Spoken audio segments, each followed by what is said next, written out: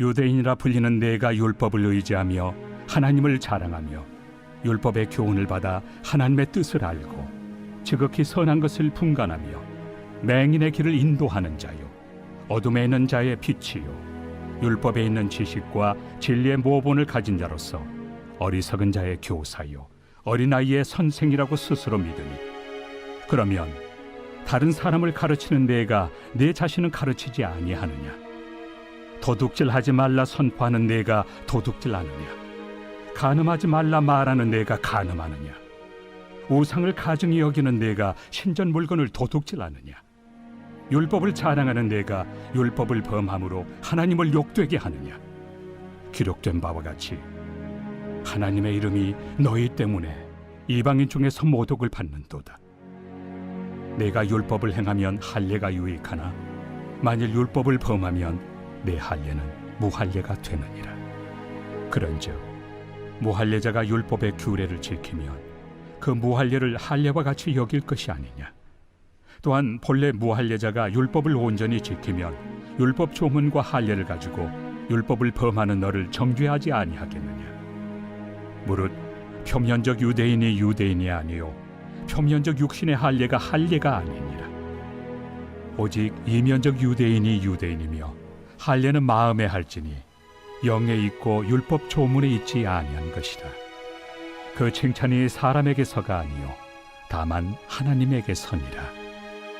그 당시 유대인들은 자신들이 세상의 빛으로 부름받았다고 생각했으며 이에 대한 자부심으로 자신들 죄와 모두를 무시하는 삶을 살았습니다. 여기에는 자신들이 죄인이라고 규정한 사람들, 사마리아인 이방인들 모두가 포함되어 있었습니다.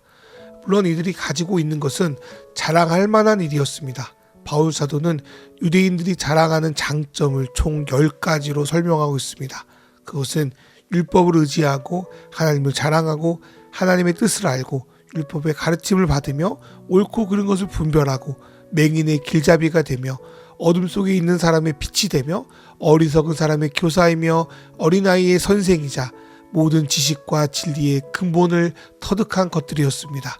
바울 역시 회심하기 전에는 이러한 것들을 자랑하며 다녔을 것입니다. 그러나 바울은 예수님을 메시아로 인정하면서 이런 것들에 대한 생각이 완전히 뒤바뀌게 되었습니다. 하나님께서 유대인들에게 이러한 특권을 준 것은 단순히 자랑하거나 다른 사람을 무시하라고 준 것이 아니었습니다. 이사야 49장 6절의 말씀처럼 하나님은 유대인들을 자신끼리만 비추는 빛이 아니라 이방인의 빛이 되라고 부르셨기 때문입니다. 그러나 실제 유대인들은 자기 자랑에만 눈이 멀어 사명을 잃어버리고 오히려 자신을 구원하신 하나님의 이름을 더럽히는 삶을 살고 있었던 것입니다. 로마서 2장 24절의 말씀은 이사야 52장 5절의 말씀을 인용하고 있는데 바벨론 포로 이후 나름 율법을 잘 지킨다 하여 수많은 규칙들을 만들며 이제까지 살았지만 그때나 지금이나 하등의 변화가 없음을 바울 사도는 깨달았던 것입니다. 이들은 율법을 말하고 자랑하며 율법을 가지고 다른 이들을 비난하였지만 실제로는 율법을 제대로 지키지 않는 삶, 오히려 악을 행하는 삶을 살고 있었습니다. 21절부터 23절은 이렇게 내로남불격인 유대인들의 삶을 구체적으로 언급하고 있습니다.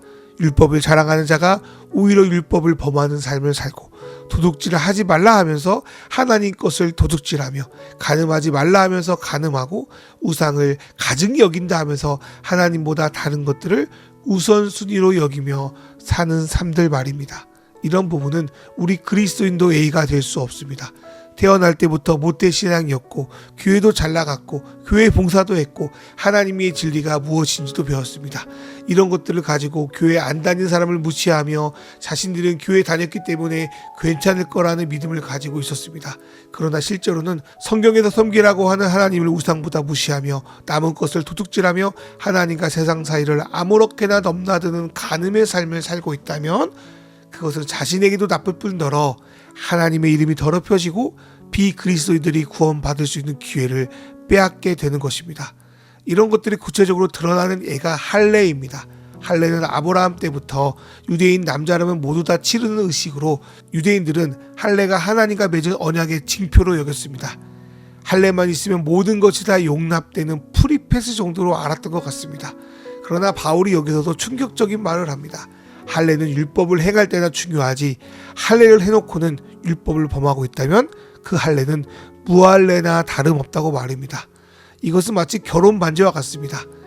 우리 서로 인생이 끝날 때까지 오로지 서로만을 바라보고 사랑하자라는 약속의 의미로 결혼 반지를 끼는 것이지 그런 것들 없이 오로지 결혼 반지만 낀다고 해서 행복한 결혼 생활이 될 수 없습니다. 신앙도 마찬가지입니다. 내가 예수님을 알고 그분을 주인으로 진정 모신다는 의미로 영접도 하고 세례를 받는 것이지 이렇게 하면 최소한 지옥은 안 가겠다. 아니면 주변에서 받으라고 하니까 그냥 받아준다는 식으로 세례를 받는다고 하고 영접한다고 해서 그게 효력이 있는 것이 아닙니다. 그래서 고린도 전서에서도 할례 받는 것이 중요한 것이 아니라 하나님의 계명을 지키는 것이 중요하다고 말씀하고 있는 것입니다. 그러면서 바울 사도는 만약 무할례자라도 율법을 온전히 지킬 수 있다며 오히려 이것이 진정 할례 받은 자라 할 수 있지 않겠냐 하면서 마음의 할례를 강조합니다. 마음의 할례는 예레미야 9장에도 말씀한 내용입니다. 예레미야 선지자는 주님의 날에 하나님은 마음이 아닌 몸에만 할례 받은 사람에게 심판하시겠다고 말씀하면서 몸과 마음 모두 할례 받지 않은 이방인들 뿐 아니라 마음에 할례 받지 않은 이스라엘 백성을 심판하시겠다고 예언합니다. 그리고 바울 사도는 겉으로만 유대인이라고 해서 진정 유대인이 아니라 할례를 마음에 한 사람만이 진정한 유대인, 신앙인이라고 정의합니다. 이것은 우리 그리스도인들도 마찬가지로 적용될 수 있습니다.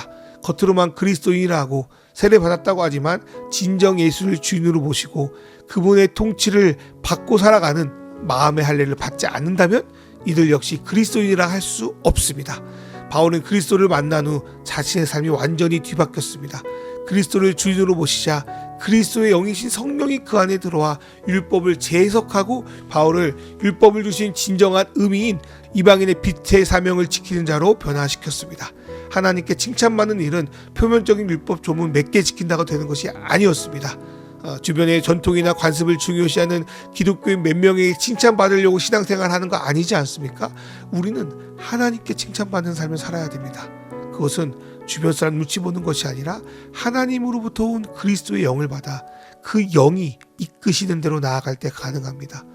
그리고 영적인 삶은 오로지 그리스도를 진정 내 마음의 주인으로 받아들일 때 시작됩니다.